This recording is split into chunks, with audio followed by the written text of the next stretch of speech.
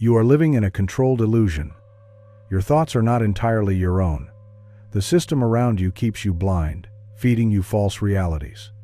But the moment you begin to see through the cracks in this grand deception, everything changes. In that moment of awakening, the veils start to lift and a deeper truth calls out to you. You stand at the threshold of a great revelation, feeling the stirrings of truth that the illusion tried to bury. Wake up, dear soul. Your journey to reality begins now. Introduction. From the moment you were born, you were immersed in a world that felt solid and real. Bright lights, familiar faces, the touch of loving hands, these were your first experiences of reality. As you grew, you learned the rules of this world. You learned what to do to be accepted, what not to do to avoid punishment, whom to trust and what to believe. The reality around you was presented as the only reality that could ever exist, and you accepted it because everyone else did. It was normal. It was all you knew. Yet, perhaps even as a child, there were moments when cracks appeared in this facade of normalcy. Maybe you caught a glimpse of something inexplicable, a feeling that the adults were not telling you everything, or a sense that the world held secrets just beyond the edges of your perception. A subtle déjà vu, a vivid dream that felt more real than waking life, or an intuition you couldn't explain. Small hints that reality might be more malleable, more mysterious than you were led to believe. These moments may have been fleeting, but they left a gentle question lingering in your mind. Is there more to this life than what I've been told? As you got older, that question may have grown louder. You saw the routines that adults lived, the daily grind, the unspoken discontent behind polite smiles, the way so many seemed to be asleep even as they rushed about their day. In your quiet moments, you might have wondered, why does life sometimes feel so empty or repetitive, or why we must toil at jobs we dislike simply to afford to live on the very planet we were born into? Why are nations and groups pitted against each other when we all share the same earth and the same longing for peace? Why does it feel like something vital is missing, like a song playing just out of earshot? Perhaps you felt at times like a small cog in a giant machine, performing tasks and roles without a sense of purpose, your unique light dimmed by routine. These contradictions quietly urged your mind to question the script. The truth is, from the very beginning, you have been living in a carefully crafted illusion. This world, this matrix of life has been pulled over your eyes to blind you from the truth of who you are and the power you possess. It is a false reality, a stage set up to keep you occupied and oblivious.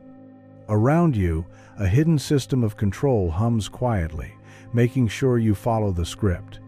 The people around you, the institutions, the expectations, they all reinforce the narrative of this false reality. And for a long time, you likely went along with it, as we all do, unaware that anything was wrong. It's important to note that this notion is not new throughout the ages. Seers and sages from many cultures have warned that the world is not as it appears. Ancient Indian mystics described life as Maya, a dreamlike illusion. Gnostic teachings spoke of a false reality created by deceptive rulers of this world, trapping souls in ignorance. Philosophers and poets have hinted in stories and scriptures that our everyday life might be akin to shadows on a wall, masking a greater truth. Though the language differed, the message was similar. Do not take this apparent world at face value. There is more beyond the surface, hidden in plain sight. But deep down, a part of you has never fully bought into the lie. Deep down, you sense that you are far more than a pawn in someone else's game. There is a quiet rebellion in your soul, a spark that refuses to be extinguished, whispering that you were meant to see beyond the walls of this illusion. That spark is your true self, calling you to wake up. Awakening begins with noticing the illusion. It starts when you pause and look at the world with fresh eyes. It might begin in a moment of crisis or in a simple instant of clarity, when the routines and rules suddenly seem strange and unnecessary. In that moment, You may feel as if you've stepped back from a painting you've been living inside, and now you can see the brushstrokes, the gaps, the things that don't add up. The illusion of reality wavers, and you catch a glimpse of the machinery behind the stage. This introduction is the first step in a journey to unravel the matrix of life and see reality as it truly is. We will venture together through the layers of deception that have kept humanity trapped. From the external systems of control that shape our society to the internal programs running in our minds and hearts. From the manipulation of our energy and even time itself to the profound transformation that comes with raising your consciousness. We will explore how one can break free from the cycles that repeat over lifetimes and claim true sovereignty of the soul. As you listen to these words, let them resonate with that quiet knowing inside you. This is not about instilling new beliefs, but about stirring the ancient truth already present within you. A truth that has been waiting for you to pay attention. Allow yourself to open up and question everything you thought was real. Feel the depth of these revelations not just in your mind, but in your very being. This is the start of an awakening, a remembering of something you have always known. Take a deep breath. Center yourself in this moment. The journey of awakening is not always easy, but it is the most profound adventure one can embark upon. As we proceed, you might feel challenged, inspired, even shaken at times, but by the end of this journey, you will see the world with new eyes. You will step out of the shadows of ignorance and into the light of understanding. The matrix of lies will begin to crumble, and in its place, the beauty of true reality will emerge. Now, let us begin this journey beyond the veil. Let us dive deep into the matrix of life, expose the traps and illusions, and discover how to free ourselves. With courage and curiosity as our guides, we step forward into the unknown, ready to reclaim the truth and our own power. The path to awakening lies before you. Let's walk it together. Chapter 1. The Illusion of Reality and the Hidden System of Control. What is reality? Is it the solid ground beneath your feet, the sky above, the daily routines you follow? Is it the roles you play, child, parent, student, worker, and the story of your life you carry in your mind? For most of us, reality is simply what is, unquestioned and taken for granted. We trust our five senses to tell us what is real.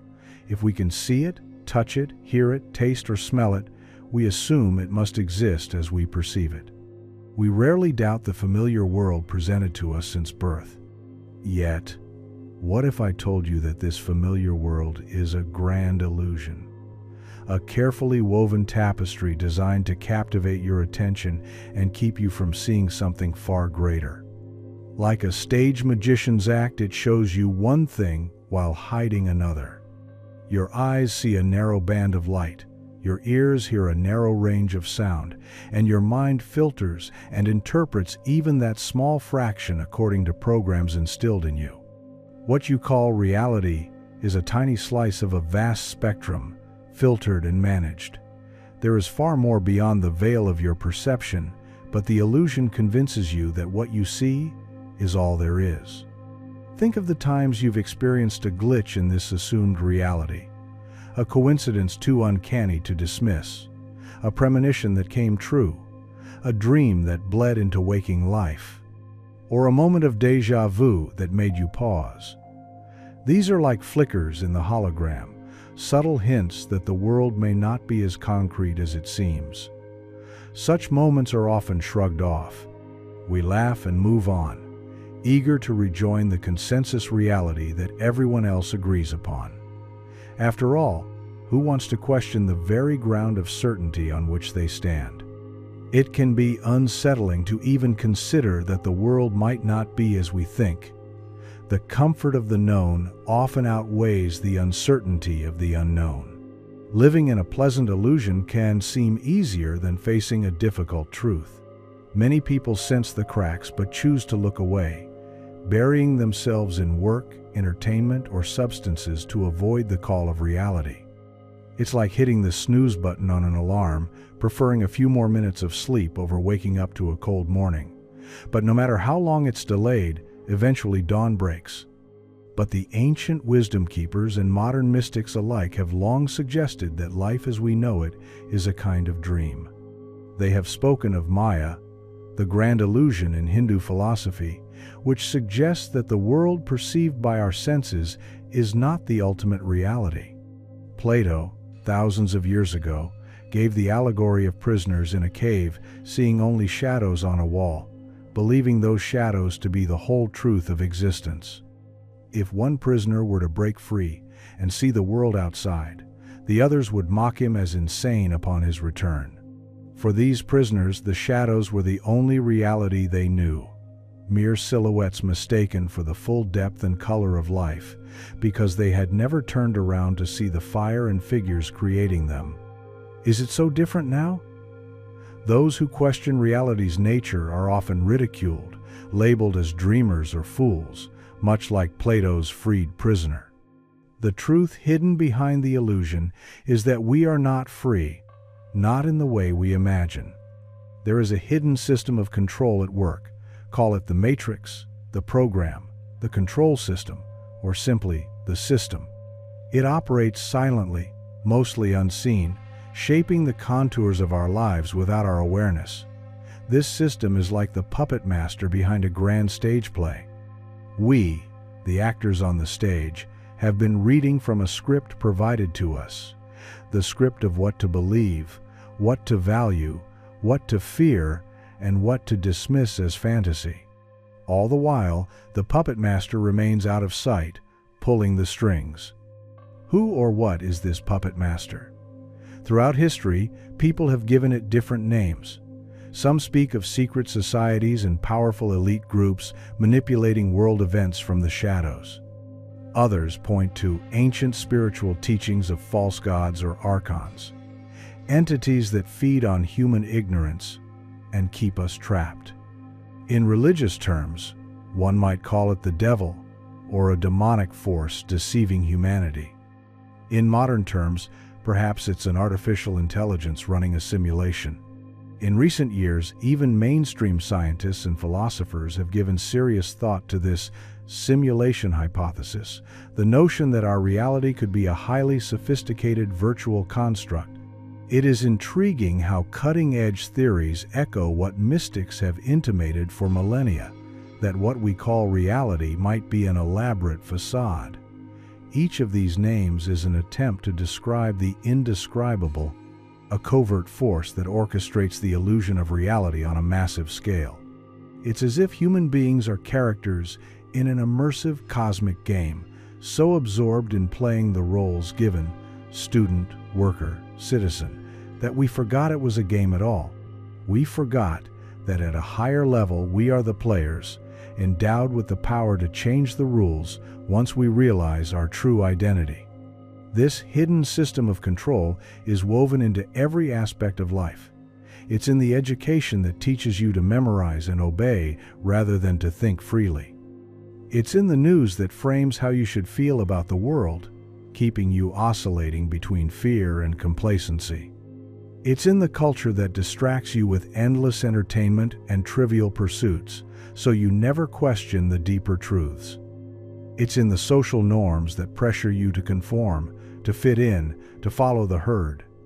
And yes, it's even in the foods you eat, the music you listen to, the technology you use, subtle influences that shape your mind and limit your spirit. Imagine for a moment that you are a character in an elaborate play, walking through scenes that have been meticulously set up for you. The buildings, the streets, the institutions around you form the scenery. The societal roles and expectations are the costumes and lines you must deliver. From childhood, you are handed a costume, perhaps the obedient student costume, then the hardworking employee costume, and so on. You wear them because everyone does, and they seem to fit. But underneath each costume, who are you really? That's a question the system works hard to prevent you from asking.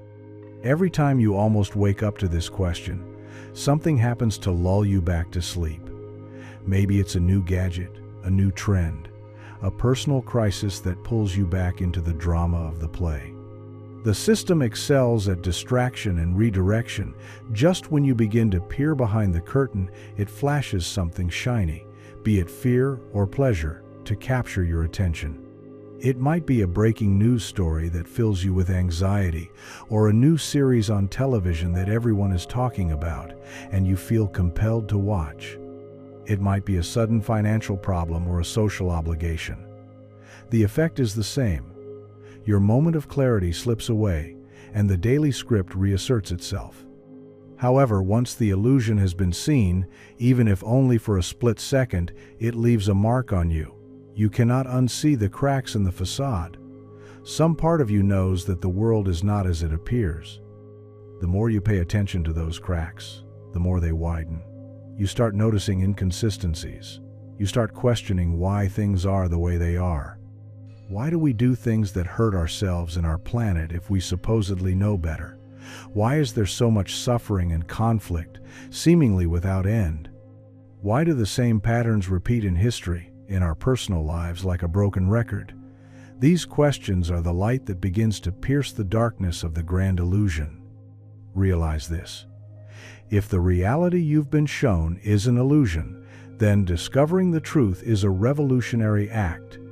It is an act that starts within your own mind by daring to question and to seek. As you peel back the layers of lies, you start to reclaim your sight, inner sight, the ability to perceive beyond appearances. It is like adjusting your vision to see the faint outline of bars that have always been around you, the cage you didn't know you were in. This realization can be jarring, even frightening, but it is also empowering.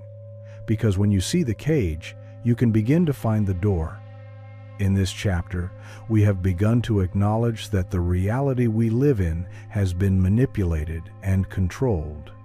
The world is not necessarily as it seems, and a hidden system of control influences our lives in ways most have never imagined. Recognizing the illusion is the first step. The next chapters will dive deeper into how this control manifests in both our outer world and inner world, and how it has kept humanity in a cycle of ignorance and bondage. For now, allow yourself to sit with this knowledge. The world you see is only a mask. There is something vast and profound hiding just beneath its surface, and you have taken the first step toward unveiling it. Chapter 2. The Outer World Trap. Governments, institutions, and reincarnation loops. If the world is an illusion, then its most public faces are the institutions and authorities that shape our lives. These are the outer trappings of the matrix, the visible frameworks that keep the illusion intact. Consider how society is organized. We are born into a nation, under a government that lays down laws from the moment we draw breath. We are registered with certificates and numbers, entered into a system that will monitor and categorize us for life. Before we even understand what society is, we belong to it, subjects of a rulebook we never agreed to but must abide by. Governments serve a purpose in the matrix of control. Ostensibly, they provide order, security, and structure. But look closer. Governments, whether overtly tyrannical or seemingly democratic, often operate on authority and obedience. As children, we learn to revere flags and national anthems without truly understanding them. We internalize the belief that our country, our system, is good and right because that is what we are told. We're taught to fear enemies we've never met, to support causes we never fully examined, all because they said so. The state becomes almost a parent figure, protective when we obey, punitive when we disobey. Think about laws and regulations, thousands upon thousands of rules that dictate what we can and cannot do. Some laws are, of course, sensible guidelines for communal living, but many serve to maintain a certain order that benefits the few who know the game. From cradle to grave, we are kept in line by the fear of punishment, fines, jail, social ostracism. Even when no one is watching, an internalized judge in our minds keeps us afraid to step out of bounds. That judge was installed by the system, a voice that echoes society's expectations and threats, effectively policing you from within. Now consider the institutions beyond government: schools, workplaces, religions, media. Each plays its part in the outer world trap. In school, you were taught facts and figures, yes, but more importantly, you were taught to sit in rows, to follow schedules, to accept authority without question. The education system rarely teaches you to question the nature of reality or to seek knowledge of self. Instead, it often stamps out innate curiosity and creativity in favor of conformity. By the time you leave school, you have learned how to fit into the predetermined slots society has ready for you. Then you enter the workplace, where most people will spend the majority of their waking hours. Here, your time, the precious hours of your life, is literally converted into currency. You trade your life energy for money, which you then must spend on the necessities of survival and the trinkets that momentarily make you feel better about the grind. It's a cycle: work, earn, spend, repeat. The system keeps you too busy chasing paychecks and paying bills to ask if there might be another way to live. And hanging over everyone's head is the subtle fear: without money, you cannot survive. So you stay on the hamster wheel because stepping off seems to lead into a void of uncertainty. Media and culture add another layer to the outer trap. From news broadcasts to social media feeds to entertainment, there is a constant stream of information telling you what to think, how to feel, and what to desire. One moment, the news makes you afraid or angry about something happening in the world. The next moment, an advertisement tells you that buying a certain product will make you happy or more respected. It's a push-pull that keeps you emotionally invested in the play. You swing between fear and desire, never finding balance, always reacting. Meanwhile, the idea that the whole game might be rigged rarely crosses your mind, because the narratives offered seldom include that possibility. Even organized religion can be part of the outer matrix. At their core, religions often carry profound truths and teachings about reality, compassion, and our purpose. But over centuries, many religious institutions became entangled with power structures. They sometimes emphasize guilt, sin, and obedience over personal spiritual experience. Heaven and hell can be used as carrots and sticks, not unlike rewards and punishments on a larger metaphysical scale. Believe and behave, and you are promised salvation. Question or stray, and you are threatened with damnation or exclusion. The result is that spirituality, the very key to seeing beyond the material illusion, gets channeled into narrow confines, often controlled by human intermediaries with their own agendas. All these outer systems, government, education, work, media, religion, form a matrix of control around you. They set the boundaries of acceptable thought and behavior. They keep you busy, stressed, hopeful for distant rewards, or fearful of consequences. They are like high walls of a maze, so high that from within you cannot see over them to view the broader landscape. You are kept occupied navigating the maze, following the rules, rarely finding the time or vantage point to realize it's a maze at all. But the outer trap goes even deeper than the structures of society. It extends beyond this lifetime. Even death, which many would think is the ultimate escape, has been woven into the trap. Throughout history, and especially in esoteric and spiritual circles, there have been whispers of a reincarnation loop, a cycle of birth and death that souls are kept cycling through, like prisoners being shuffled from one cell to another in a vast prison complex. Consider the experience of déjà vu, or the old soul feeling some carry, as if they've been here before. Many traditions across the world speak of reincarnation, the idea that after death, we are reborn in a new body to live another life. Classical Eastern philosophies like Hinduism and Buddhism see this cycle, called samsara, as something to ultimately escape from through enlightenment or liberation, because it is bound up with suffering and illusion. What if, beyond the philosophical, there is a literal system in place ensuring that souls return again and again, often with no memory of their past lives, no accumulation of wisdom that would truly set them free? In some cases, however, hints of the cycle emerge.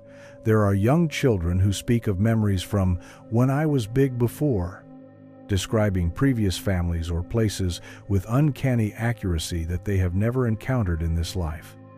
These recollections often fade as the child grows older, as though the veil of forgetfulness falls gradually over them.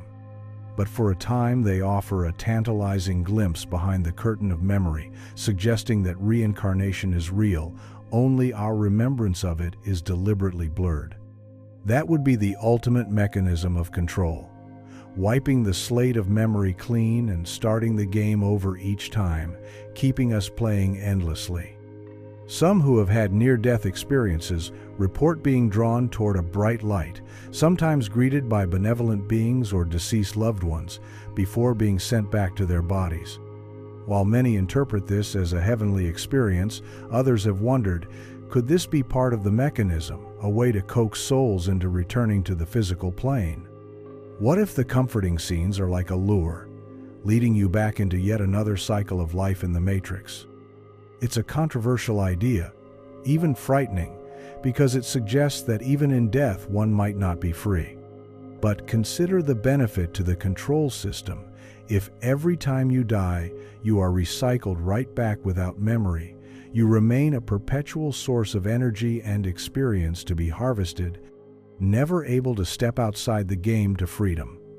Often, those who come near death also report a life review, a profound reliving of one's past actions and the feelings of others impacted by them.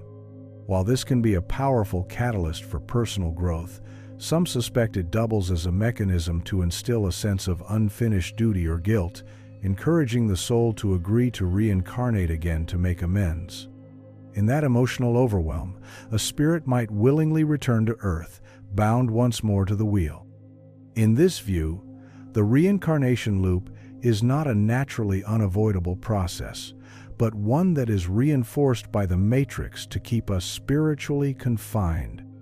Ancient traditions taught that through raising our consciousness in purity, one could escape the cycle. This is the idea of moksha or nirvana, breaking free from the wheel of rebirth. Modern spiritual voices echo this. To exit the Matrix, we must awaken fully, not just intellectually, but at the soul level, so that when death comes, we can move beyond the reach of the trap. To do that, we must first become aware that the trap exists at all. Imagine a prison so vast that it includes not only the visible world around you, but the invisible corridors through which souls pass after death. If such a system exists, it would mean that life as we know it is only one layer of a much larger construct. The wardens of this prison would be the unseen puppet masters keeping the cycle going. But remember, no prison is foolproof, especially once the inmates become aware of it. Just as you can become lucid in a dream and realize you are dreaming, you can become aware, even in life, that you are in a reincarnation trap. That awareness alone begins to weaken its hold on you. The outer world trap is formidable. It spans from our social institutions to the very mechanics of life and death. It has been incredibly effective, because for millennia most people have not even suspected its existence. But times are changing. More people today feel that there is something off, something more, a hidden truth just beyond reach. This growing awareness is not a coincidence. It's as if humanity collectively is beginning to stir from a long slumber.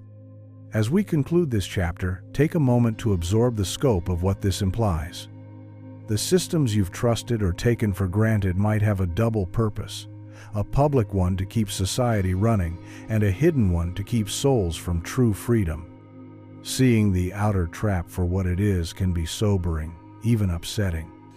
But it is also the opening of your eyes to a greater reality. A prisoner who becomes aware of the prison can start devising an escape. Awareness is the key that can begin to unlock the door. And as we move on, we will turn our gaze inward to the inner aspect of this trap, the part of it that has been installed within your very mind and emotions. Chapter 3: The Inner World Trap, Mind Programming and Emotional Manipulation. Even if all the outer chains were removed, the subtler trap lies within the human mind and heart. Over years, the external matrix has carefully planted seeds in your psyche, beliefs, fears, desires, that now grow on their own, entwining your consciousness. This is the inner world trap, the programming of your mind and the manipulation of your emotions. It's a prison, built not of iron bars, but of thoughts, perceptions, and feelings that keep you imprisoned from the inside. Mind programming begins early. As soon as you could understand language, you were being programmed with ideas about how the world works and who you are. Some of this was necessary for functioning in society, but much of it was about limiting you. Think of the phrases you might have internalized. "That's just the way things are. Because I said so, you can't do that." These messages sink deeply into the subconscious. By the time you reach adulthood, countless assumptions about life are so ingrained that you mistake them for your own thoughts. You accept limitations not because you have truly reached them, but because you've been told to stay within certain lines. Just like an elephant trained from youth with a rope around its leg, later it possesses the strength to break free, but having been conditioned to believe the rope is unbreakable, it never even tries. We often do not test the limits of our world. We internalize the idea that our boundaries are fixed, when in truth they are often only as real as our belief in them. One of the most powerful programs installed is the belief in the solidity and permanence of this reality. We talked about how our senses present a narrow view of existence. The mind amplifies this by insisting that nothing exists beyond what the five senses and conventional wisdom say. If you ever had an imaginary friend as a child or sensed an unseen presence, you were likely told it was just your imagination. If you experienced something uncanny, you were persuaded to dismiss it as a trick of the mind. Slowly, the door to the extraordinary was shut, and your mind accepted a very ordinary, materialistic picture of life. This was not done out of malice by those around you. They too were programmed the same way. It is an inherited blindness passed down through generations. Our perceptions are guided along narrow channels by this programming. There's a famous saying, "We see the world not as it is, but as we are." If your mind is conditioned to see only struggle, competition, and scarcity, that is what your reality becomes. If you are taught that miracles or magic are impossible, you will never allow yourself to witness them, even if they dance right in front of you. The mind will find ways to rationalize, to fit every experience into the pre-approved box. In this way, the matrix doesn't even need to hide the truth completely. It simply has to condition your mind to ignore it. You become a self-censoring being, unconsciously editing out any evidence that doesn't align with the programmed narrative. Consider how identity is used as a program. From early on, you are told who you are. Your name, your nationality, your race, your religion, your social class. You come to identify with these labels strongly. "I am this, I am that," you say, and you defend those identities as if your life depended on it. Yet, are you truly those labels? Or are they roles being played by something much deeper that is you? The Matrix loves when we cling to labels, because each label comes with a set of beliefs and behaviors that are predictable and controllable. If you identify as X, the system can trigger you with the corresponding fears or hopes tied to X. It can pit group against group, each attached to their label, so that people divide themselves and never realize their shared divine essence beyond these labels. Now, let's delve into emotional manipulation. While the mind can be programmed to follow certain tracks, emotions are the energy that move us along those tracks. The Matrix has mastered playing on human emotions to keep us on the treadmill of its design. Foremost among these controlling emotions is fear. Fear is like a leash, invisible yet compelling. Fear of death, Fear of poverty, fear of rejection, fear of the unknown. These are deeply embedded in almost everyone. They keep people clinging to what is familiar and safe, unwilling to venture beyond the comfort zone the Matrix provides, or rather, the confinement zone. When you consider making a big change or questioning the status quo, notice how quickly fear speaks up. Don't do it, it's too dangerous. You'll lose everything. That fear voice often shuts down awakening before it can even truly begin. Another emotion frequently manipulated is guilt, and its cousin, shame. Society uses guilt to enforce compliance. Guilt for not fitting in, guilt for wanting something different, shame for failing to meet some ideal or expectation. These feelings can become internal shackles. You might stay in an unfulfilling job or a toxic relationship because you feel guilty about letting someone down, or ashamed that you couldn't tough it out. But who set those expectations in the first place? Often, it's the cultural program, not your heart. Guilt and shame keep you from breaking rules that desperately need to be broken for your freedom and growth. Conversely, the Matrix also uses desire and pleasure to control. It's not all about negative reinforcement. Positive reinforcement is a powerful tool as well. We all have desires, some natural, some artificially magnified by the system. The promise of reward can be just as binding as the fear of punishment. Desire for status, for wealth, for approval, for fleeting pleasures can lead people to chain themselves willingly. Like bait in a trap, these desires are dangled. The latest luxury, the perfect body image, the next thrilling entertainment or gadget. Chasing these, one can lose a lifetime running after one mirage after another. Each time you achieve one, the satisfaction is temporary, and a new desire pops up like a carrot on a stick, keeping you running endlessly. Think about how often your emotional state is influenced by external triggers throughout a single day. A disturbing headline might make you anxious about the state of the world.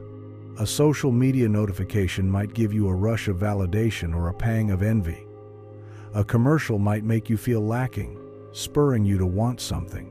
We are bombarded by stimuli carefully calibrated to evoke emotion, and when emotions run high, the rational mind often takes a back seat.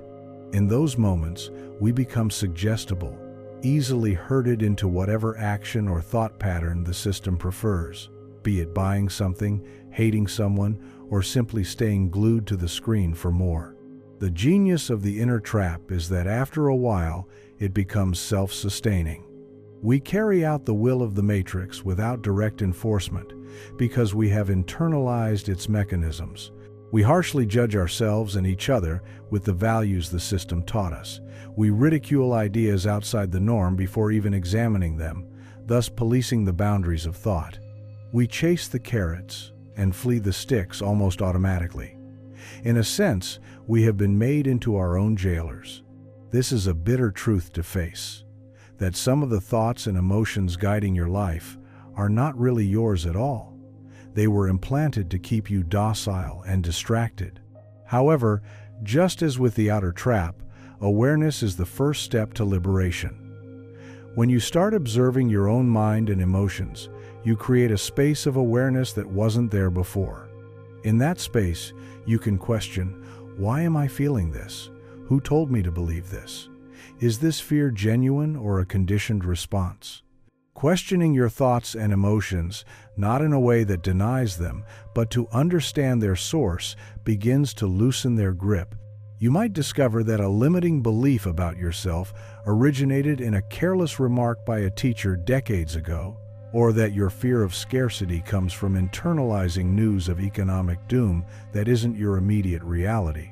Practices like meditation and reflection are powerful tools against mind programming because they help you watch the mind without getting lost in it. When you watch your thoughts pass by, like clouds across the sky, you start to realize, I am not these thoughts. They come and go, but a deeper sense of I remains, witnessing them. That witness is your true consciousness, the part of you the Matrix does not control, and in fact, fears. The moment you identify more with the observer of the thoughts rather than the thoughts themselves, the inner matrix cracks. You realize you have a choice: which thoughts to believe, which emotions to feed, and which to simply let pass. The inner world trap can feel deeply personal because it is literally inside your head and heart. It knows you intimately, in a sense, because it helped shape your very sense of self. But remember, the self it shaped is a constructed identity, not the essence of who you truly are. Your essence, your soul, consciousness, the real, you beneath all programming, remains untainted, merely covered over by layers of mental and emotional conditioning. As you peel back those layers, you reclaim your mind and your heart. You begin to feel what it's like to think your own thoughts and feel your own authentic emotions, not the induced ones. It can be startling to realize how different your true feelings and ideas are from what you assumed. By freeing your inner world, you unlock the doors that the outer world trap alone could never keep shut. A person who has liberated their mind and mastered their emotions becomes inherently less controllable. They can walk through the midst of chaos and remain centered because they see beyond the fear. They can hear the barrage of propaganda and detect the lies because their sense of truth comes from within. This inner liberation is a critical step in fully awakening from the matrix. It returns your power to where it always belonged, in your own conscious being. Chapter 4: Energy Harvesting and Vibrational Control. To truly grasp the depth of the matrix's control, we must understand that it's not just about influencing our actions or thoughts. It's also about managing and exploiting the very energy we emit. Human beings are not merely flesh and bone. We are beings of energy. Our emotions, our thoughts, our life force itself generate a kind of energy field, a vibration. In states of love, joy, or peace, this energy vibrates at a higher, more harmonious frequency. In states of fear, anger, or despair, the energy is dense and chaotic. The hidden controllers of the matrix know this well. In fact, the entire system is set up to keep you oscillating at the lower end of the vibrational spectrum because that is the energy they can most easily harvest and utilize. It might sound like science fiction or a dark fantasy, the idea that an unseen force feeds on human energy. But consider how you feel after prolonged periods of stress or fear. Many describe it as feeling drained. Where did that energy go? And why does the world seem to always present another worry, another conflict, just when things start to calm down?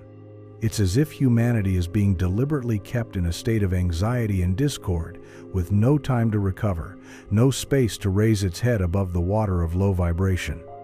Every crisis, whether personal or global, sends out ripples of dense emotional energy.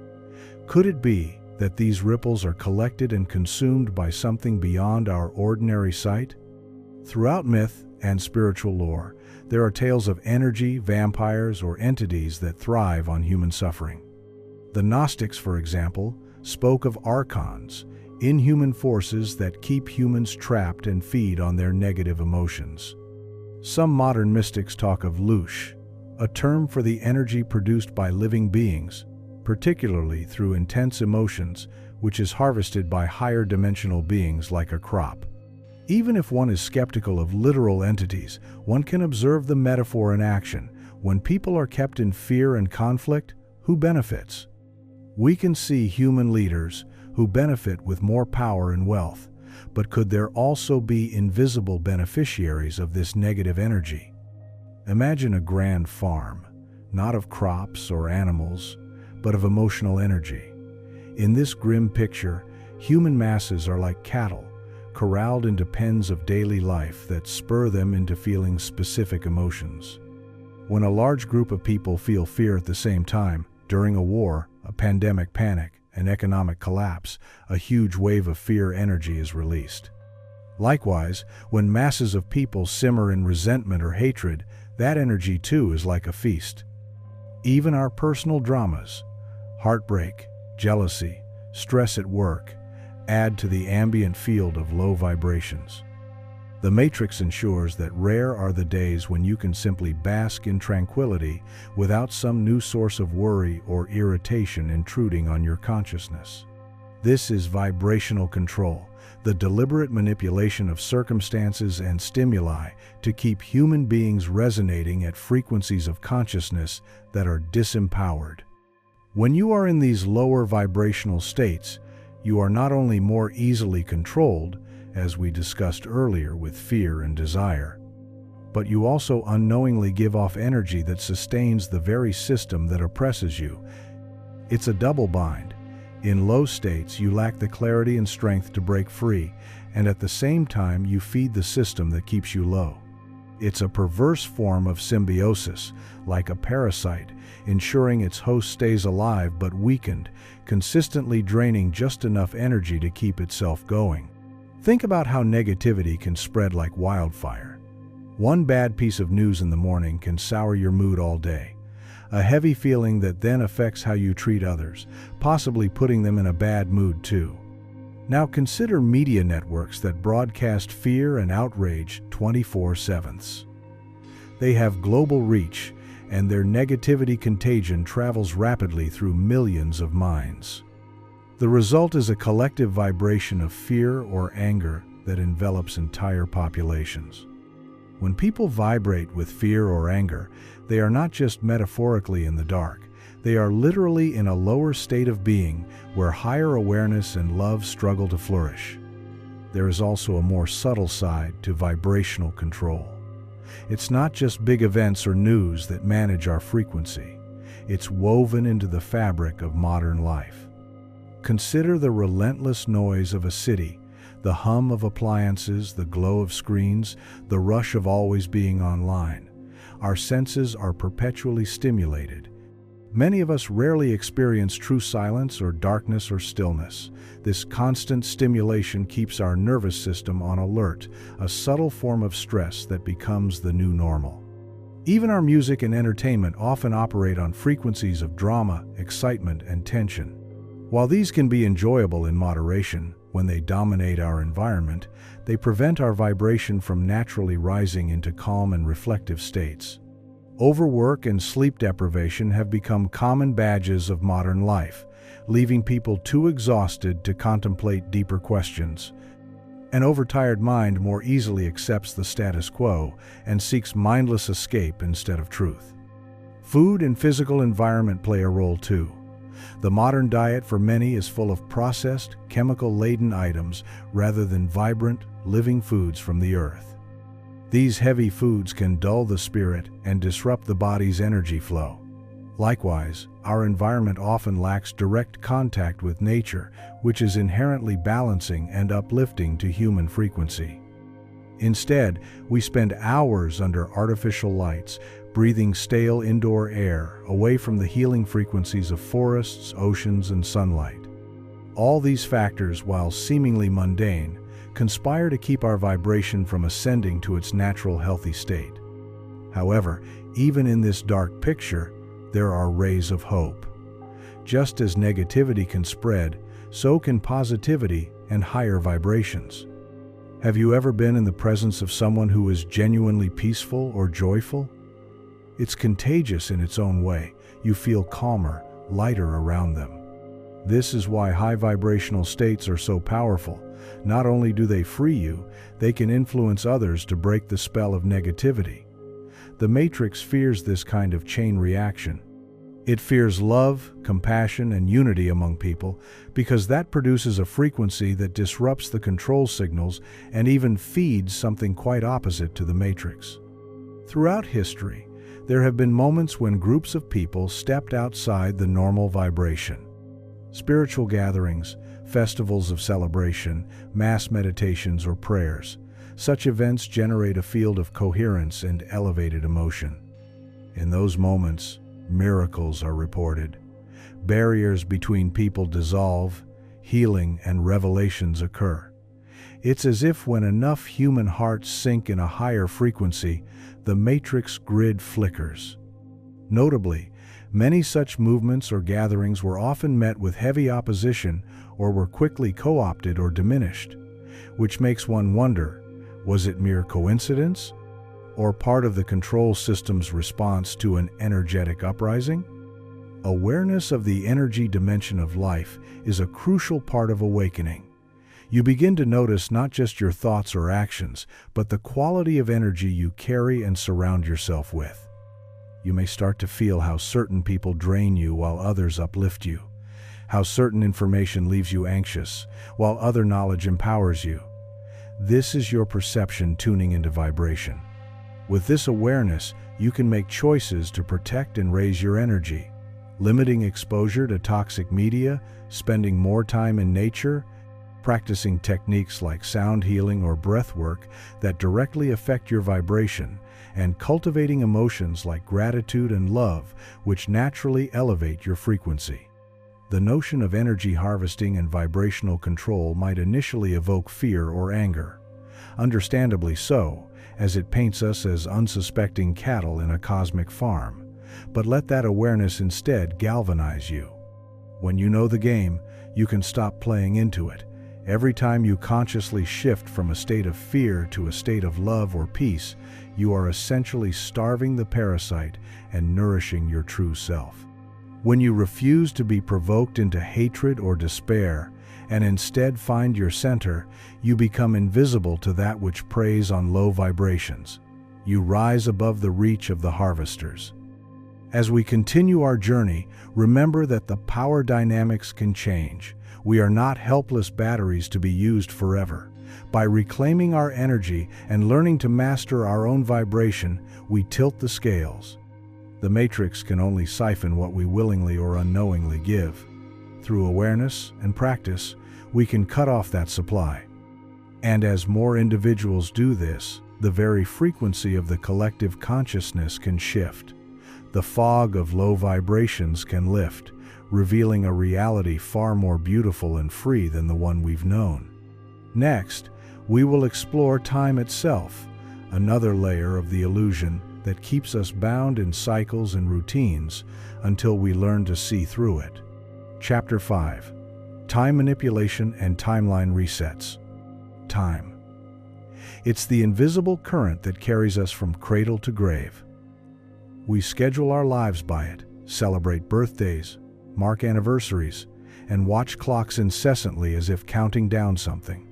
We often feel there is never enough time, rushing to work, rushing through meals, rushing toward the next milestone. From the moment we enter school, we're trained to live by the clock. Bells telling us when to start and stop. Calendars dictating when we progress to the next stage. We become prisoners of time, measuring our worth by productivity and deadlines. But what if time as we know it is part of the Matrix's grand illusion? What if our perception of time can be, and has been, manipulated to keep us docile and trapped? In many spiritual teachings, time is seen as an illusion, or at least not as linear and fixed as we experience it. Modern physics even suggests that past, present, and future might all exist simultaneously in a block universe, and it's only our consciousness that moves through it, giving us a sense of flow. The Matrix exploits our experience of time to its advantage. By structuring society around rigid time constructs, it ensures we're often too preoccupied with either the past or the future to fully inhabit the present moment, where our power truly resides. Think about it. Anxiety is usually fear of the future, and regret is pain from the past. The more time we spend in those states, the less we are present in the now, which is the only point where we can actually make real changes. Time manipulation in the Matrix operates in both subtle and overt ways. Subtly, our sense of time is shaped by our mental state. Ever notice how time flies when you're engaged in something you love, or how it drags when you're bored or unhappy? The system keeps many people in states of boredom or dissatisfaction. Think of repetitive jobs or endless queues and commutes, so that life literally feels like it's dragging on in a gray blur. On the flip side, entire years can blur together when one lives on autopilot. Wake up, work, eat, sleep, repeat. Suddenly you wonder, where did the time go? This robbed time is life force taken without you even noticing until it's gone. On a collective scale, there are hints that time might be more malleable than we think. Many people have reported the sense that time is accelerating, that each year feels shorter than the last.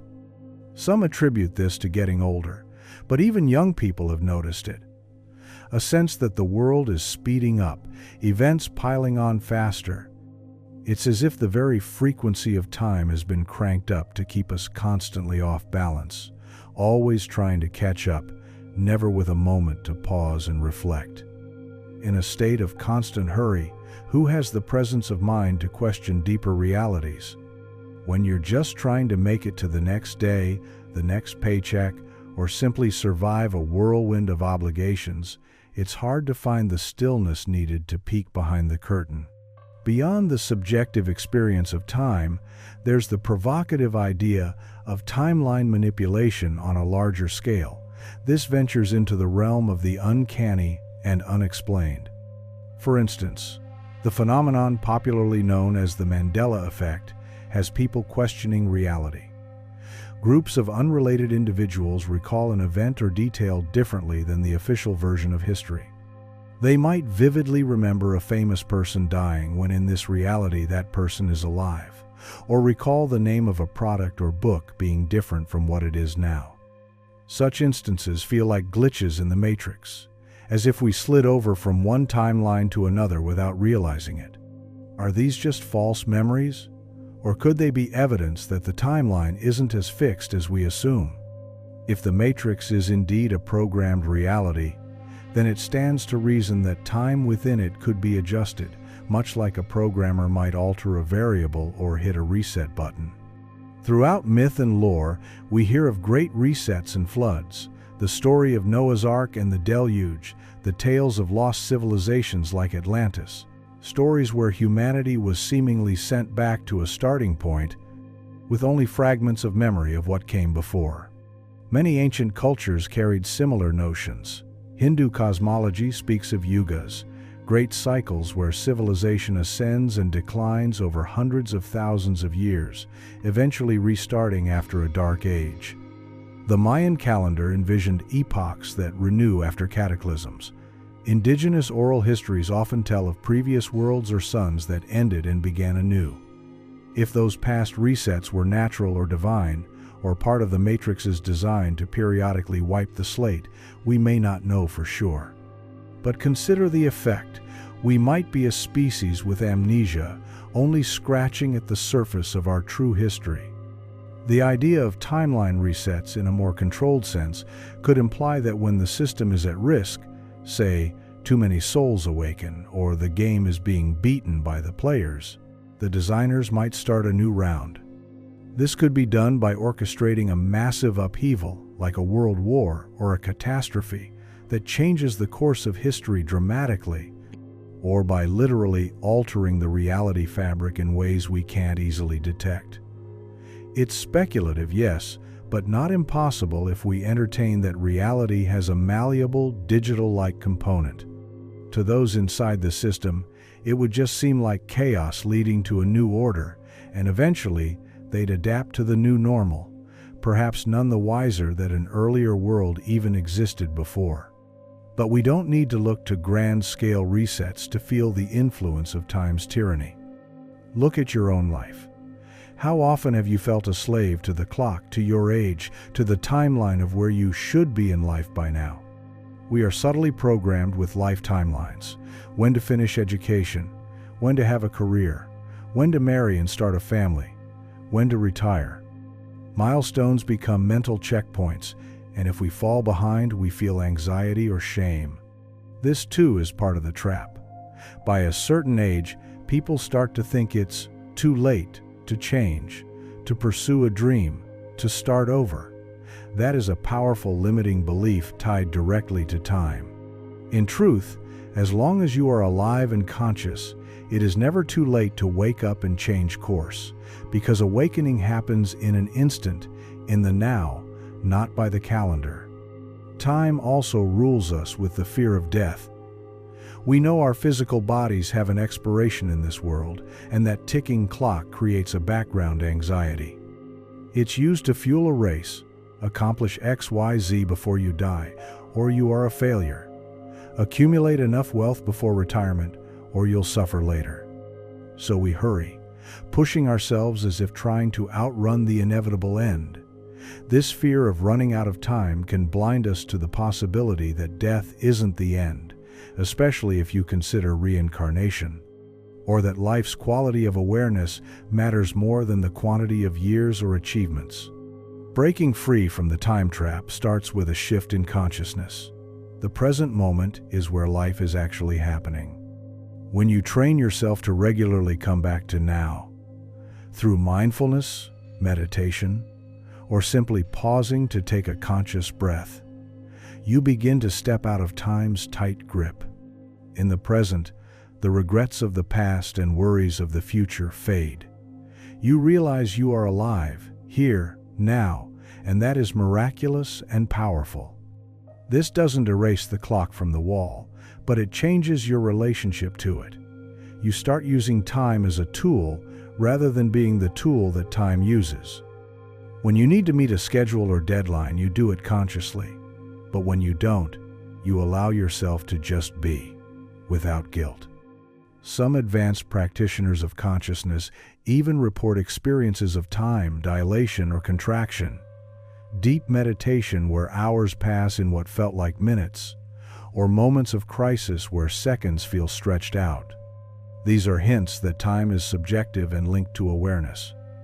Outside the matrix concept, even science has shown how time is relative. Think of astronauts aging slightly less on the space station. Spiritually, many say that in higher dimensions, time as we know it doesn't exist. Everything is in the now.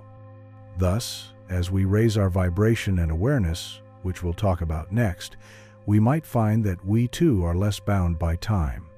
Have you noticed when you are deeply engrossed in something meaningful or joyful, you lose track of time? This is what it means to step into the flow of the present. If timeline resets and manipulations are part of the matrix, becoming aware and anchored in the present might be a way to stay conscious even if such shifts occur. An awakened soul might detect the change, or at least not lose themselves when external structures change. And collectively, if enough of us awaken, perhaps no reset will be enough to erase our knowledge and progress. We will carry the flame of awareness through any darkness, lighting the way for rebuilding a reality on our terms rather than the puppet master's terms. Time, that relentless river, is not our enemy by nature. It's part of the playground of life. But it has been weaponized as a tool of control.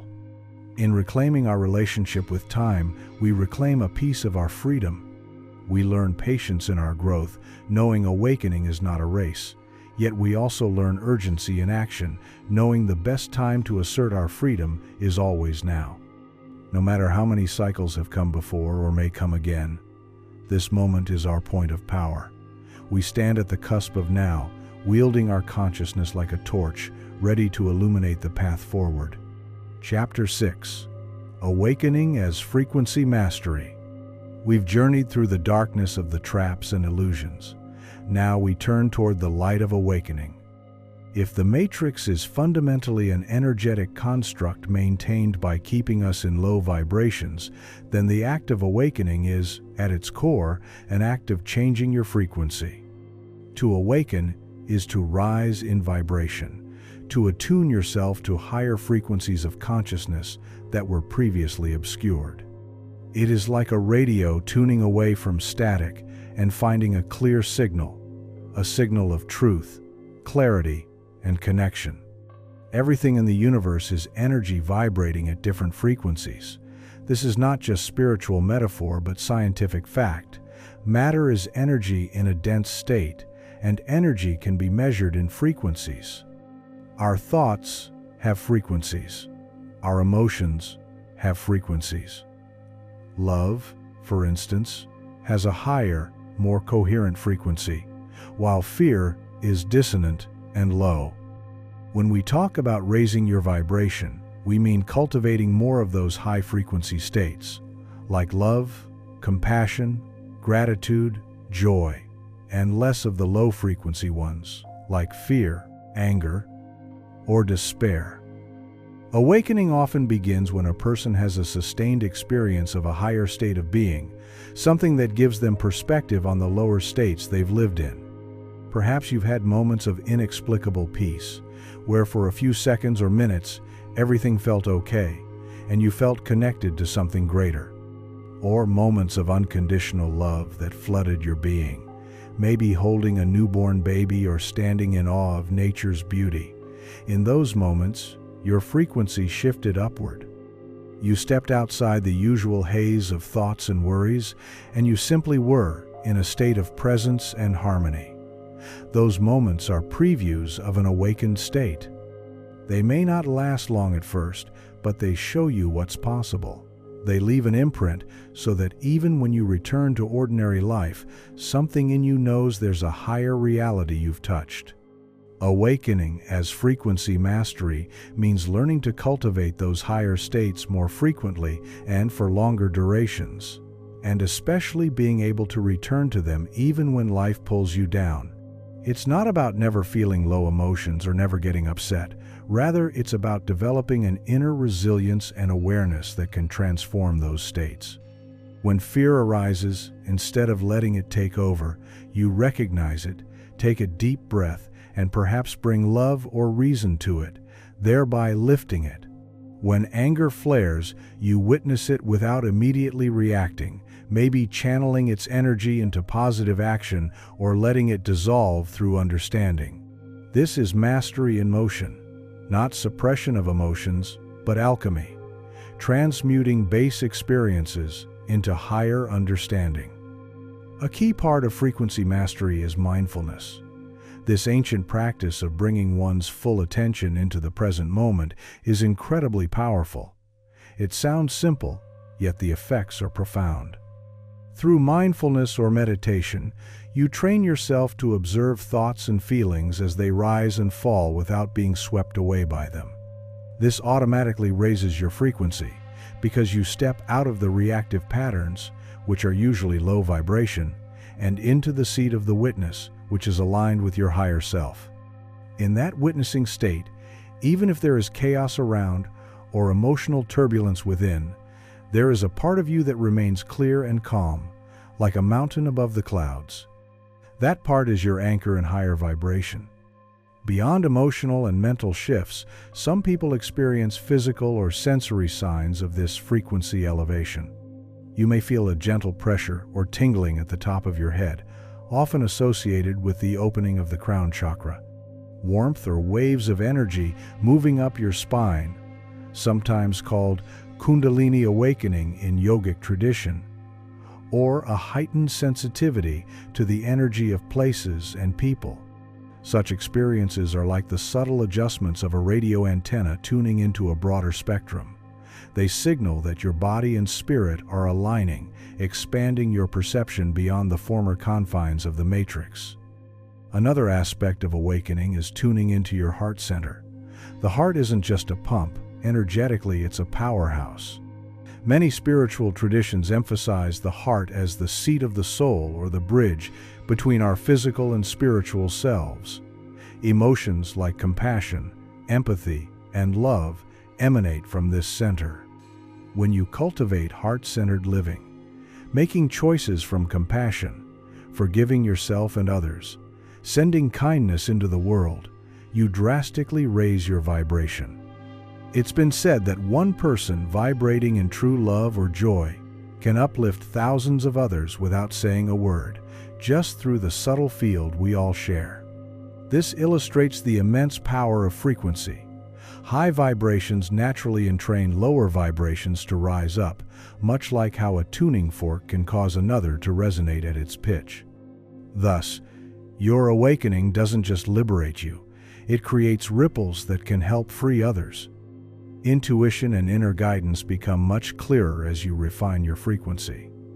Think of intuition as the language of your higher self or soul. In the din of low-frequency noise, constant thinking, worrying, external media chatter, intuition's whisper is often drowned out. But as you quiet the noise and lift your vibration, that whisper becomes more of a voice. You start to know things without knowing how. Perhaps you get a sudden feeling about a person or an opportunity that later proves accurate. Synchronicities, meaningful coincidences, start to pepper your life, guiding you onward. This is you literally tuning into the guidance system built within you, which operates on a higher frequency bandwidth than the usual analytical mind. The more you trust and follow it, the more potent it becomes. Awakening is not a one-time event, but a progressive unfolding. Many describe it as layers of an onion peeling away. You might have an epiphany or spiritual experience that dramatically shifts your perspective, a peak moment where you see the truth vividly. But then you return to your life and have to integrate that insight. Old habits and programs may challenge this new perspective. The process of mastering your frequency is about integrating those peak insights into everyday living. Each challenge or trigger that arises is an opportunity to practice staying in your higher frequency or to learn why you fell out of it. Over time, you find that what used to upset or depress you no longer has the same power. It's not that the world has changed, you have changed. It's also worth noting that awakening can be intense and even rocky at times. As you change your frequency, you might experience what's often called a dark night of the soul. During this time, everything you thought you were and thought you wanted may fall apart.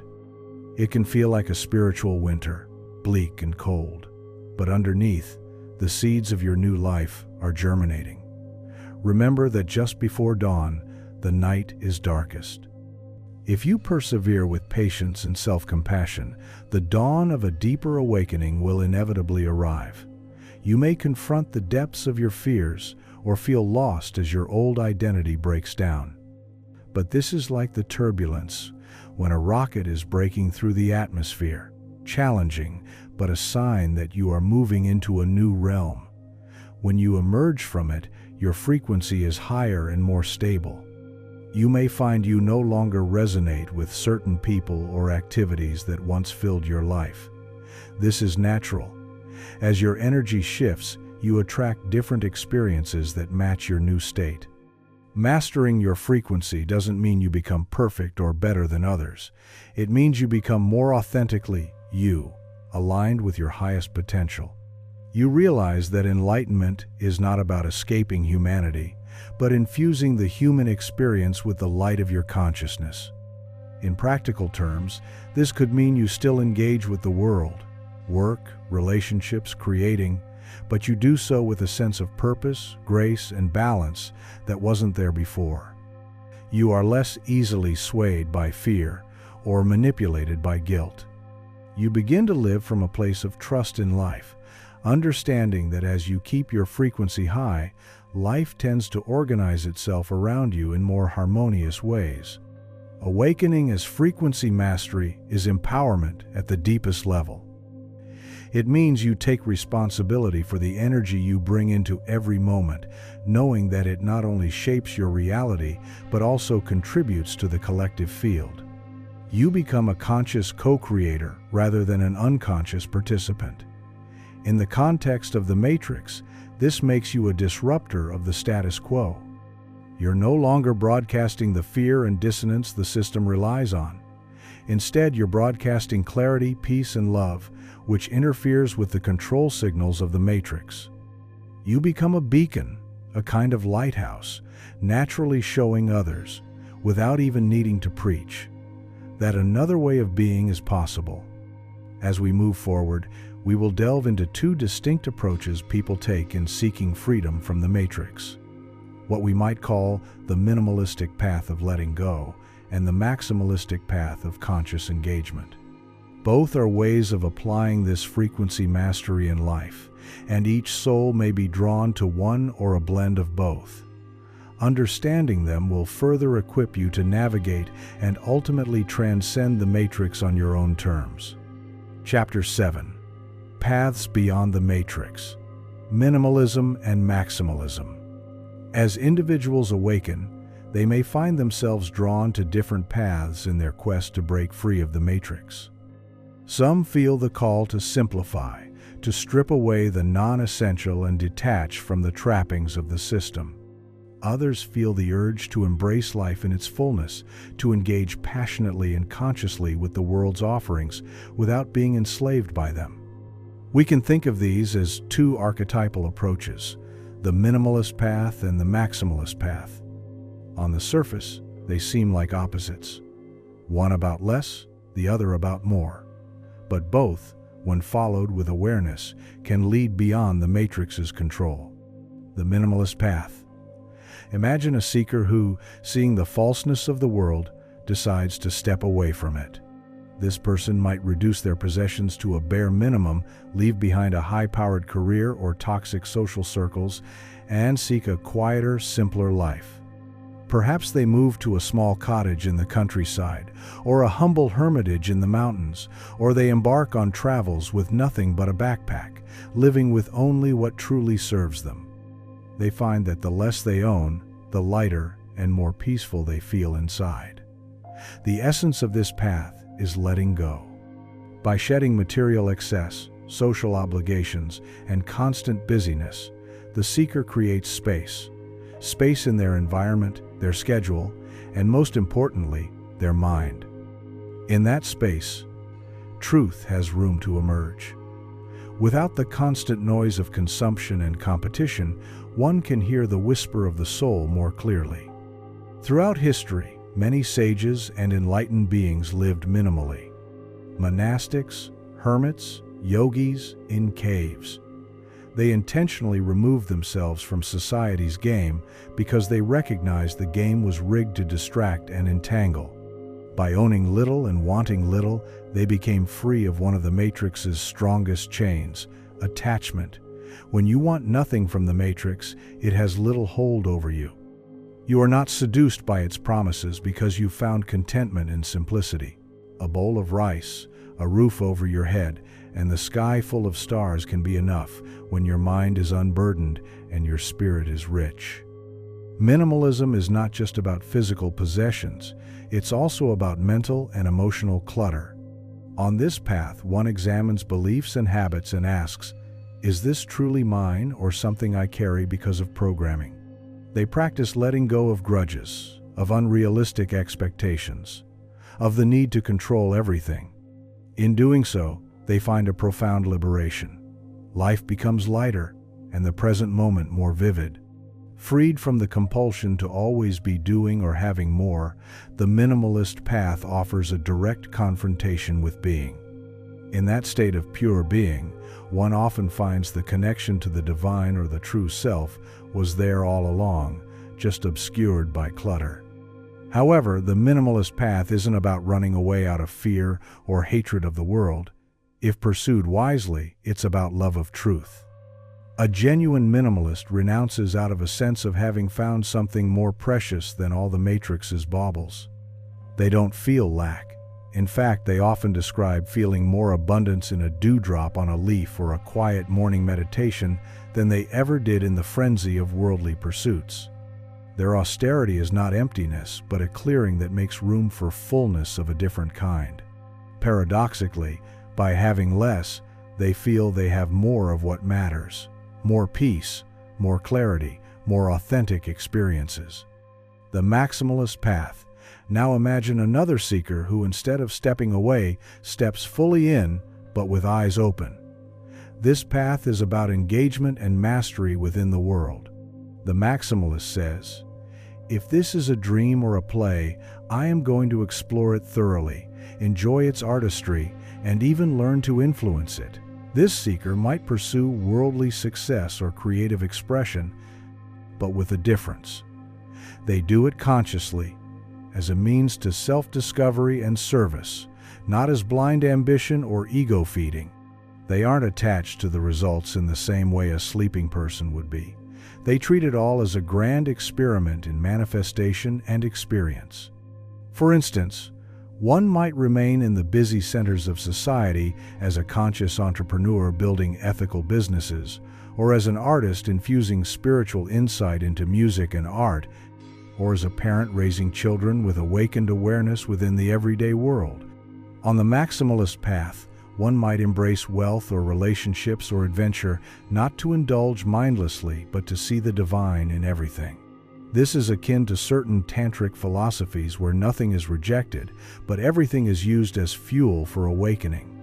Eating a meal, making love, creating art, building a business. Each can be done with such total presence and gratitude that it becomes a doorway to the sublime. The key here is consciousness. The maximalist does not lose themselves in the experience. They are like a lucid dreamer within the dream, knowing they are dreaming even as they fully participate. This path can look, from the outside, like an ordinary life or even an extravagant one. The person might have a family, a career, be an influencer, an artist, or a world traveler. They might enjoy fine food, technology, or fashion. But if they are truly walking the path beyond the matrix, the relationship to those things is transformed. They do not derive their identity or fulfillment from the external. Rather, they bring their fulfillment to the external. If they lost it all the next day, sure, they might feel sadness or pain. They are human, but it wouldn't break them. Because all those experiences were never their source of self. They were expressions of it. One benefit of the maximalist approach is the potential to change the system from within. Such individuals may rise to positions of influence or create movements that challenge the status quo. Because they speak the language of the people, having lived in the world, they can reach others still embedded in the matrix and plant seeds of awakening. They can also demonstrate by example that material life and spiritual growth are not mutually exclusive, that one can be in the world but not of it, mastering the matrix like a skilled player rather than being a pawn. However, the maximalist path is not without risk. It's like walking through a banquet with all your favorite temptations after a long fast. You must have strong discernment not to fall back into attachment. Many who start with noble intentions might get seduced by the very illusions they intended to conquer. The ego can creep in and reassert itself. A taste of power or pleasure can be intoxicating. Thus, this path demands a high level of self-awareness and integrity. One must constantly check in. Am I still awake or have I fallen under the spell? It requires remembering the truth even as one dances in the midst of illusion. In reality, many people blend aspects of both paths. You might simplify certain parts of life, for instance, distancing from toxic media or unnecessary spending, while fully engaging in others, like pouring your heart into creative projects or relationships. The key is the intention and consciousness behind your choices. Both minimalism and maximalism, when used consciously, serve the same end: freedom and sovereignty. The minimalist frees themselves by stepping out of the game. The maximalist frees themselves by learning the rules so well that they can bend or break them at will. Ultimately, neither path is inherently superior.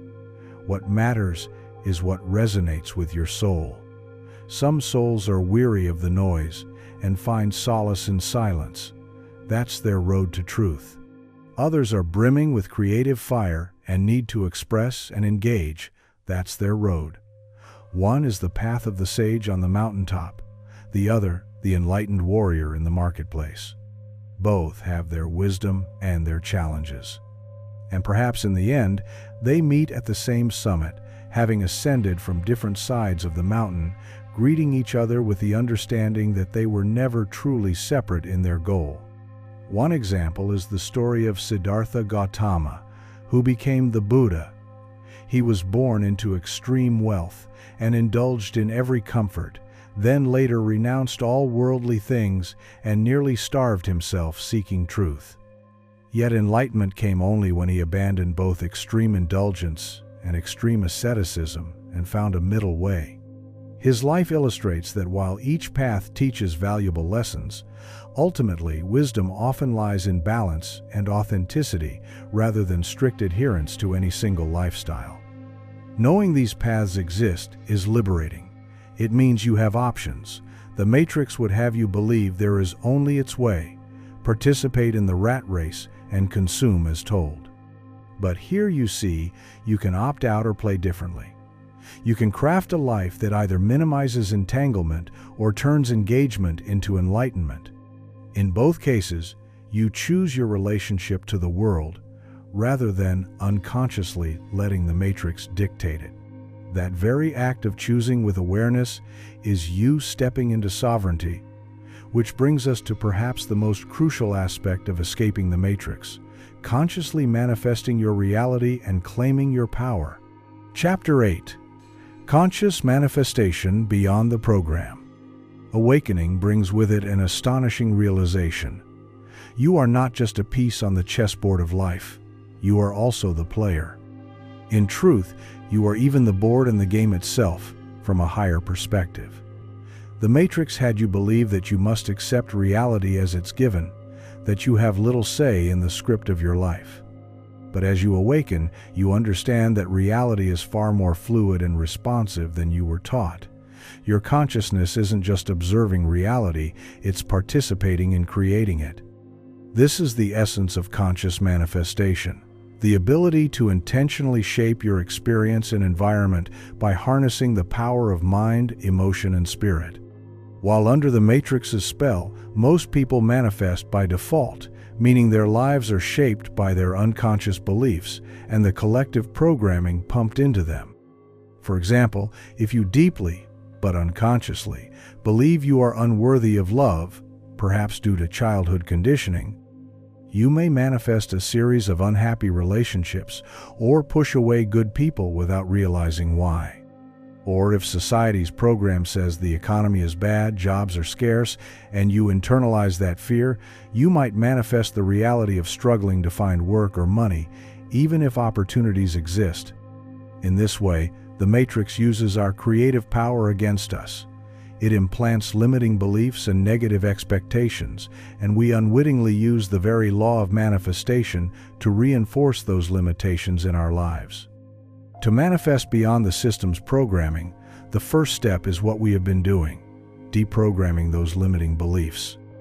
You start to recognize the stories you've been told, about what you can or can't do, about what life is supposed to be like, about what you deserve, and you question them. As you shed belief in the inevitability of struggle or the necessity of the system's rules, you reclaim your inherent creative power. Then, you redirect it. Instead of unconsciously manifesting a life based on fear and scarcity, you begin to consciously manifest based on your true desires and the wisdom of your awakened heart. Intention becomes a key tool. When you decide with clarity what it is you truly want to experience, be it freedom, peace, love, health, abundance, you set a direction for your reality. Intention is like inputting a destination into a GPS. Once it's set, you can allow the universe, or the deeper intelligence of reality, to guide you there, staying alert to the synchronicities and opportunities that appear. This doesn't mean you sit back passively. Rather, you co-create. You listen to intuitive nudges, perhaps to reach out to someone, to move to a certain place, to learn a new skill, and you take action when it feels right, trusting that it's in line with your intended destination. A crucial aspect of manifestation is emotion or feeling. It's been observed that the universe responds not just to our thoughts or words, but to the energy we hold. If you declare, "I am free," but inside you feel terrified or powerless, the mixed signal often leads to little change. However, if you cultivate the feeling of freedom, truly imagine and feel how it would be to live freely, to be sovereign and joyful, that feeling becomes a powerful attractor. You start to resonate at the level of freedom, and things that match that resonance come into your life. It might be subtle at first. Perhaps you meet someone who offers you a chance at an unconventional job that gives more independence, or you stumble on a community of like-minded free spirits. With each such occurrence, your feeling of freedom grows, which in turn attracts more freedom. It's a positive feedback loop. the inverse of the negative loops the Matrix had us in. Visualization or imagination is another potent tool. The Matrix often stifles imagination, branding it as childish or unrealistic daydreaming. But imagination is the sandbox where realities are first formed.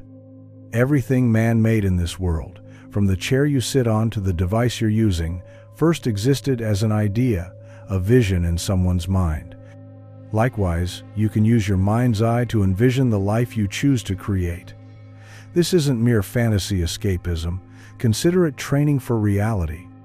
When you repeatedly visualize yourself living in a higher state, calm, empowered, loving, abundant, you begin to subconsciously align your actions and thoughts to match that picture. Moreover, you send out a subtle blueprint to the universe, which it can then fill in with actual events and circumstances. Interestingly, even scientific research hints at the mind's influence on reality. The placebo effect, for example, demonstrates that when people firmly believe they are healing, even if given a sugar pill, their bodies often respond by healing themselves. Researchers have also found that focused human intention can subtly affect matter. Studies have reported random number generators being influenced by group meditation, or water molecules forming more harmonious patterns when exposed to loving words and thoughts. Such findings, though not fully understood, suggest that consciousness can reach out and touch the physical world in ways that validate what spiritual teachings have long asserted. One of the Matrix's sneakiest programs is the notion that wanting to shape reality is futile or selfish. We're told that's just the way the world is, to discourage change, or who are you to deserve better? To instill guilt. Stepping into conscious manifestation requires you to shake off these notions. Understand that creating a joyful, free, and fulfilling life for yourself is not selfish. In fact, it's one of the most beneficial things you can do for the world. An awakened person living in alignment with their true purpose and happiness radiates positivity and possibility, inspiring others to break their own chains. This is how we change the collective reality, not by forcibly tearing down the old, which often strengthens resistance, but by lighting up new possibilities and making the old obsolete. Manifesting beyond the program also implies a degree of surrender. This may sound paradoxical after emphasizing intention and action, but it's the other side of the coin. Surrender means trusting the process and not micromanaging how your manifestation unfolds. The system taught us to control and force things, but conscious creation works in a dance with the universe. You set the intention and then remain open to how it comes. Sometimes what arrives might look different than you expected, but if you stay tuned into your intuition, you'll recognize when it's a gift or a step toward your goal. For example, you might intend to find true inner peace, and soon after, you lose a job. At first, that seems contrary, but losing that job could remove a source of great stress and push you to discover a more fulfilling path. Surrender doesn't mean doing nothing. It means when you've done what you can, you trust that the universe is doing its part. The more you practice conscious manifestation, the more you realize how flexible reality can be. You might start with small things, like manifesting a helpful person or a sudden insight to solve a problem. As confidence builds, you might tackle bigger changes, healing from a long-standing emotional wound or shifting into a career that once felt like a distant dream. With each success, the old programming that said, "You're powerless," dissolves further. You begin to approach life more playfully, as a canvas rather than a cage. Challenges become seen as puzzles or adventures rather than hopeless roadblocks, because you know you can influence outcomes and also extract meaning and growth from everything. One important guiding principle is aligning with something greater than just personal ego desires. Beyond the Matrix programming, you'll likely discover that your true desires, the ones that endure and deeply satisfy, are often tied to your soul's purpose and to service to something beyond just yourself. When you manifest in harmony with your higher self, sometimes felt as following your excitement or passion, and coupled with a sense of contribution to others or the world, the results are not only personally fulfilling, they also ripple out positively. This is manifestation beyond system programming in a nutshell. You are no longer creating from a place of fear, lack, or societal expectation. You are creating from a place of love, authenticity, and a vision of a better reality. You might wonder, if we all have this power, why is the world still so full of suffering and injustice? The answer circles back to the Matrix. People have forgotten or been made to doubt their creative power. They've been manipulated into co-creating a reality that serves the hidden powers by keeping themselves small. But the moment even a fraction of humanity starts manifesting consciously rather than by default, the world changes. We start seeing shifts, oppressive structures losing their grip, innovative solutions emerging for global issues, communities forming that defy old divisive paradigms. Each awakened creator adds to the momentum of a new world being born from the shell of the old. Take a moment to consider, what would you create if you were truly free of all fear and doubt? What life would you live if you trusted completely in your power and in the universe's support? Hold that vision, even if just a flicker. That vision is a glimpse of the timeline that becomes possible as you embrace conscious manifestation. It starts as a single thought, a dream, but so does everything. Nourish it with belief, emotion, and action, and it grows. This is how you step out of the old script and start writing your own. And as more of us write new scripts of freedom, creativity, and compassion, the narrative of the whole world changes. In the next chapter, we will talk about what it means to fully step out of the old story, to break the cycle and stand as a sovereign being at last. Chapter 9. Escaping the Loop and Becoming Sovereign. The journey of awakening leads to a destination that is not a place, but a state of being, sovereignty. Sovereignty means complete self-governance of your soul. It means you reclaim your power from all external and internal forces that used to dominate you. You become the author of your life story, rather than a character unknowingly reciting someone else's lines. Escaping the loop is about breaking free not only from the cycles within this lifetime, the habits, the emotional roller coasters, the repetitive struggles, but also from the grand cycle of death and rebirth that has kept us returning to the Matrix time and again in forgetfulness. By now, you have peeled back many layers of the illusion. You have seen the outer world traps and dismantled the inner world programming. You have awakened your energy and learned to raise your frequency. You have explored different paths of living authentically and begun to consciously manifest a new reality. Each of these steps has been unlocking shackles you once wore. What remains is to step fully out of the old prison and into the light of true freedom. This final step is both an internal shift and, often, an external declaration. Indeed, many people find it empowering to mark this moment with a symbolic act, a personal ceremony of reclaiming freedom. You might speak aloud or write down a declaration of sovereignty, stating that you revoke any past vows or agreements made in illusion and affirm your allegiance to your own soul and truth above all. The form matters less than the intent.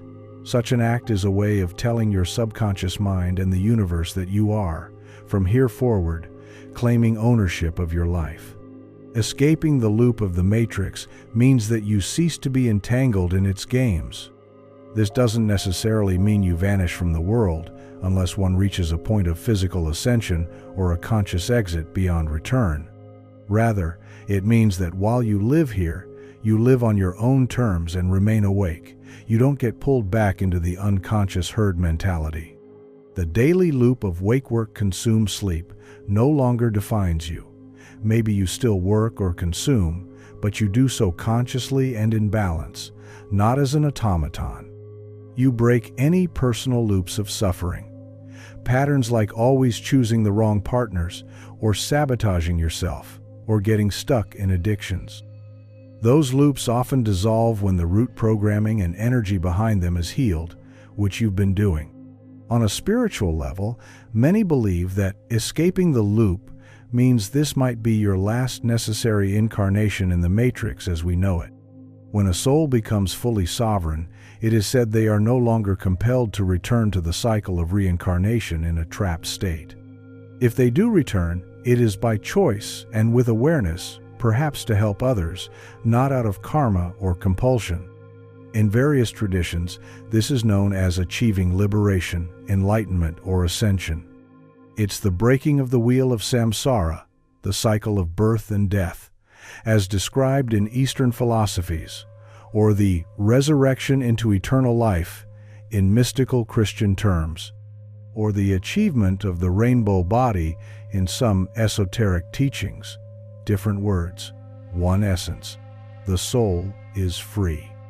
Becoming sovereign in practical terms means you trust yourself and your connection to the source above all external authority that hasn't earned your trust. It doesn't mean becoming rebellious for rebellion's sake. It means if something violates your inner knowing of truth and justice, you will not follow it blindly. A sovereign being stands in their own authority. For example, you might respect laws and social contracts that align with the common good, but you will not just follow orders if they compel you to harm others or yourself or betray your principles. You become the ruler of your inner kingdom. Your mind is yours to direct, not a sponge for propaganda. Your heart is yours to guide, not a toy for manipulative emotional ploys. Your spirit bows only to the highest truth, not to fear. Sovereignty also means taking full responsibility for your life. This is empowering but can be daunting. There is no one left to blame for your choices once you claim sovereignty. You can acknowledge the past and how the matrix influenced you, yes, but from this point onward, you take the reins. If there are still areas of healing needed, you address them. If you desire change, you initiate it. You realize that as a sovereign being, you hold the creative brush. Even if external circumstances present limitations, you choose how to respond and how to perceive them.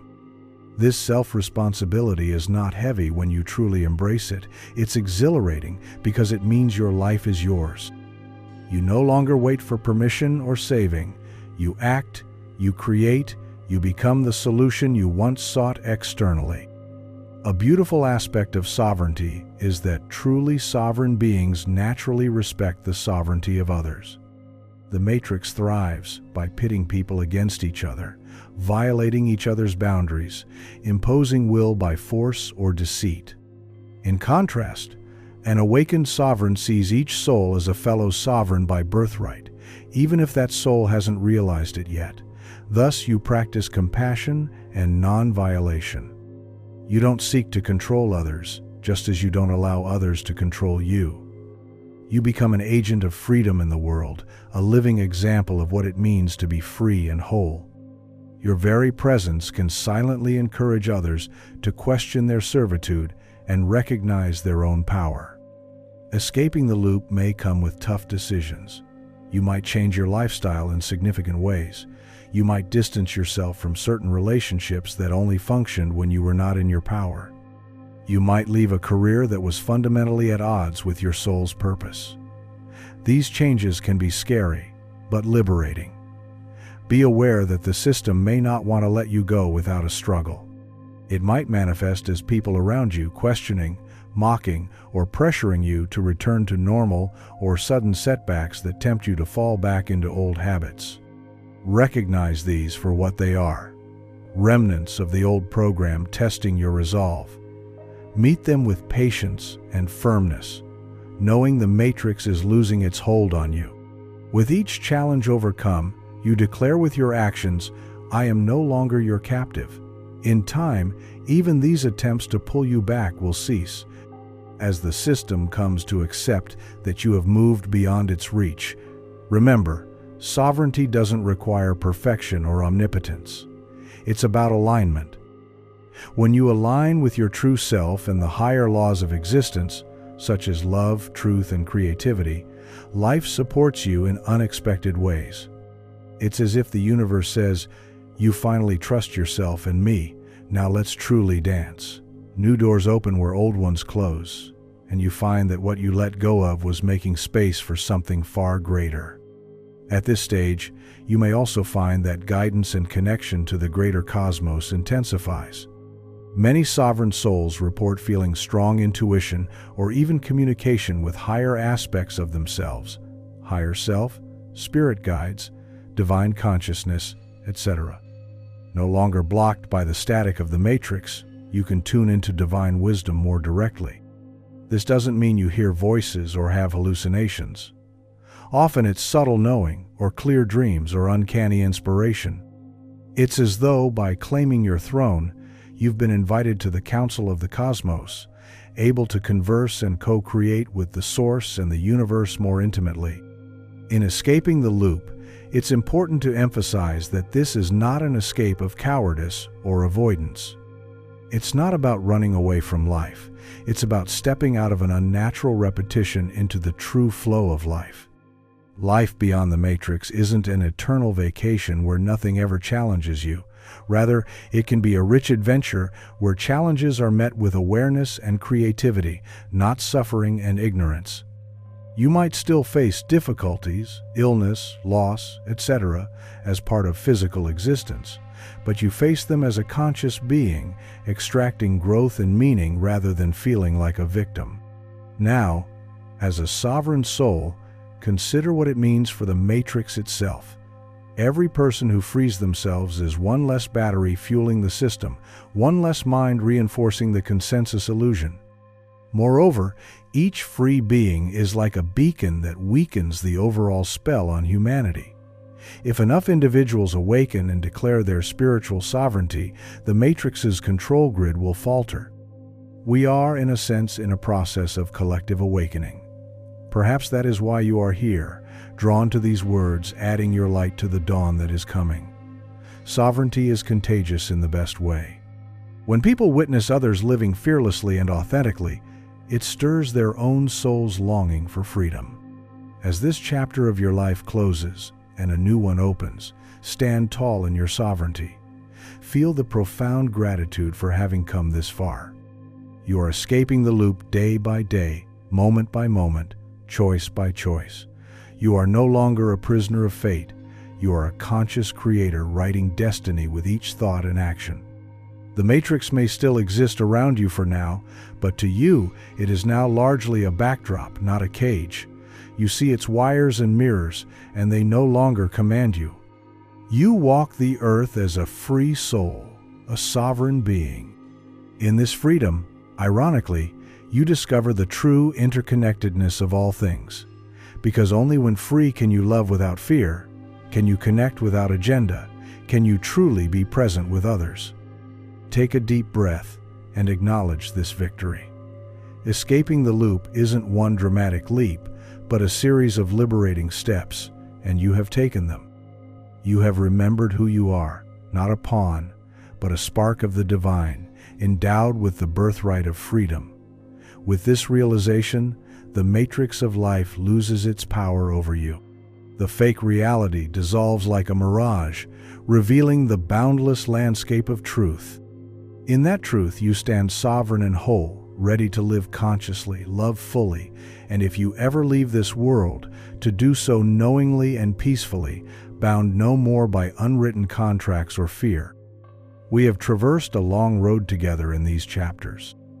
Now, let us take a moment to reflect and look forward, toward what lies beyond the matrix once it no longer holds sway, and how to nurture this newfound freedom for the journey ahead. Conclusion: you have traveled through the maze of illusion and emerged into a new dawn of understanding. What once was a tangle of confusion and unseen strings is now laid out clearly before you, the matrix of life, its tricks and traps identified. More importantly, you have found the thread that leads out of the maze, the connection to your own awakened self.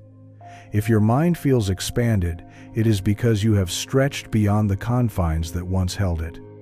You cannot simply shrink back to the old comfortable illusions without awareness.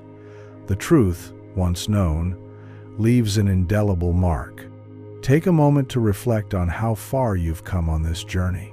At the start, we spoke of a controlled illusion, and perhaps you sensed it in your life as a vague dissatisfaction or a question that wouldn't go away. Step by step, we illuminated the dark corners, the external systems that claimed authority over you, the internal beliefs that kept you small, the way your energy was siphoned, and how time itself was used against you. We then turned on the light within you, showing that through raising your vibration, through conscious choice, and through different approaches to life, you could reclaim your power. Now, standing in sovereignty, you can see that the cage door was always open. You simply had to recognize it and choose to walk through. The world around you may look the same as it did before, but you are not the same, and that changes everything. You carry within you a new lens, a clearer sight. Where others see only what they've been told to see, you perceive the subtle currents of truth. Where others react blindly, you respond with awareness. This doesn't make you better than anyone. Rather, it makes you more yourself than you've ever been.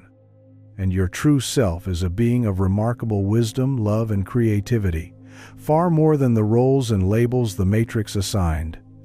Life ahead as an awakened soul will continue to have its unfolding. There will be joys and there will be challenges. This is the nature of existence. But you will meet them differently now. In each experience, you can ask, am I acting from freedom or from habit? From love or from fear? From my own sovereign will or from external programming? These simple reflections will help keep you aligned. And when you stray, as even the best of us might, you will notice it sooner and gently guide yourself back, like returning to the breath in meditation. Awakening is not a one-time event. It is a lifestyle of continually choosing truth over deception and courage over comfort, moment to moment. As you integrate this knowledge, remember to be patient and compassionate with yourself. You are essentially relearning how to be a human being, free and unlimited, something not taught in any school. Old parts of you may still ache or resist. They require understanding, not harshness. Heal at your own pace. Nourish your mind with truth, your body with vitality, and your spirit with whatever makes it soar, be it music, nature, creativity, or silence. Your journey is uniquely yours. There is no right or wrong way to live as long as you live authentically and consciously. Also, know that you are not alone. Even if those around you in daily life do not yet see what you see, there are countless others across the world who are waking up. Quietly or loudly, in their own ways, they are questioning, seeking, and breaking their chains. We are many sparks of a great fire of transformation. Through subtle connections, like the collective unconscious or fields of consciousness, we bolster each other. Each time one of us chooses love over fear, the collective energy shifts a little. Each time one of us says no to deception and yes to truth, the world brightens. Eventually, these individual awakenings reach a critical mass, and whole paradigms begin to change. Imagine a world where more and more people realize the power of their consciousness. Imagine communities built on trust, creativity, and mutual respect rather than competition, fear, and control. That world is not a utopian fantasy. It's a possibility lying dormant in the one we live in now, like a seed beneath winter snow. As each awakened soul waters it with intention and action, that seed grows. Over time, the old structures of the Matrix, those built on greed, deception, and division, will crack and compost, becoming the soil for new growth. In their place, we will cultivate systems that honor the earth and each other, education that nourishes wisdom and individuality, technologies that harmonize with nature and serve humanity's true needs, and spiritual understandings that unite rather than divide. In such a world, a child would grow up learning to question openly and create joyfully, rather than being pressured to conform and compete. Basic needs would be met through community and innovation. Technology might provide abundance while staying in harmony with nature. Leadership could take the form of councils of wise, compassionate individuals who guide by example instead of politicians who rule by force or fear. Day-to-day life would carry a sense of ease and purpose. People would work at what they love and contribute their gifts freely, knowing that as they uplift themselves, they uplift the whole. The very atmosphere of such a society would feel lighter and open, full of creativity and connection, because the weight of fear and deception had been lifted from human hearts. This is the broader vision that your personal awakening is part of. By freeing yourself, you contribute to the freedom of all. By stepping out of the fake reality, you help make the real reality more accessible to others. Your sovereign presence is itself an act of revolution in a world that has for so long been bound by invisible chains. And yet, it is a peaceful revolution, fought not with weapons or anger, but with clarity, compassion, and unwavering truth. Remember that the matrix of life, for all its complexity, is ultimately just a construct. It is not stronger than the human spirit, and it cannot overpower genuine love. Love, in its highest form, unconditional and fearless, is the very frequency that nullifies the matrix. It was through love that some of the greatest souls transcended even the harshest conditions. Love of truth, love for humanity, love arising from the recognition that we are all one. This energy dismantles deception and breaks chains more effectively than any anger or violence could. Whenever you act out of genuine love or compassion, you are operating outside the matrix's control, because the matrix cannot comprehend or manipulate pure love. Each time you choose love, for yourself and others, you elevate reality around you.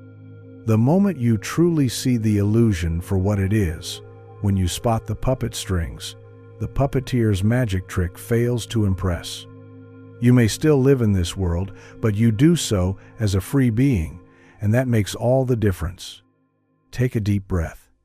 In your mind's eye, picture the entire matrix you once knew as a grand theater.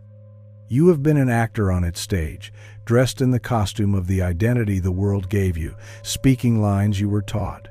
Now, see yourself pausing mid-scene. The other actors freeze. The spotlight dims.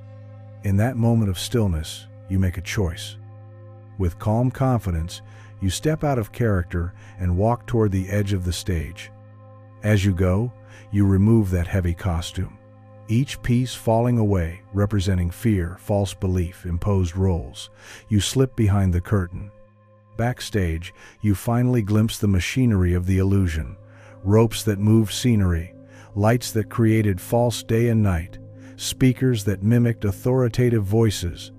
Maybe a stagehand or director notices you and shouts, "Hey, you can't leave," but their voice is just an echo now, powerless. You smile gently and continue toward a door marked "Exit." You push it open without hesitation. Beyond is sunlight, real, warm, illuminating. You step into that light. Feel the fresh air of true freedom. Fill your lungs. Outside, the vast world stretches before you, richer and more vibrant than any painted backdrop. You turn one last time to glance at the theater. Through the open door, you see the stage where you once stood, the props and backdrops that once seemed so all-encompassing. It's all so small and artificial from this perspective. The director's shouts fade. The other actors remain inside, still playing out their scripted drama.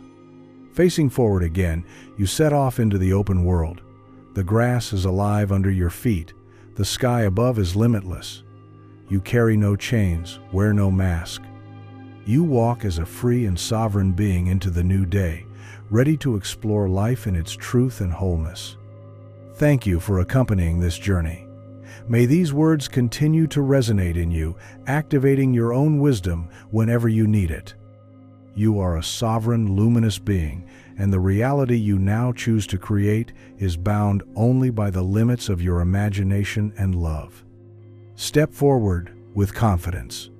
Live truthfully, and boldly. The matrix of life has lost its grip, and a more authentic, wondrous reality awaits you. This is your life to live, your truth to embody. In the deepest sense, you have awakened from the dream, and now you are free. You are the hero who has answered the call. The long night of the soul gives way to a new dawn. Step forth with your head high and your heart open. The real adventure begins now, in this very moment of truth, and it is yours to create in beauty and freedom. Embrace the unknown with trust, for you carry your own light. You are free to craft a life of meaning, joy, and authenticity, free to discover what being truly alive feels like beyond the walls of false perception. Each day forward is an open canvas. Paint it with the bold colors of your liberated spirit. Live boldly, love deeply, and know that in doing so, you not only transform your own destiny, but also shine a path for others still finding their way out of the dark.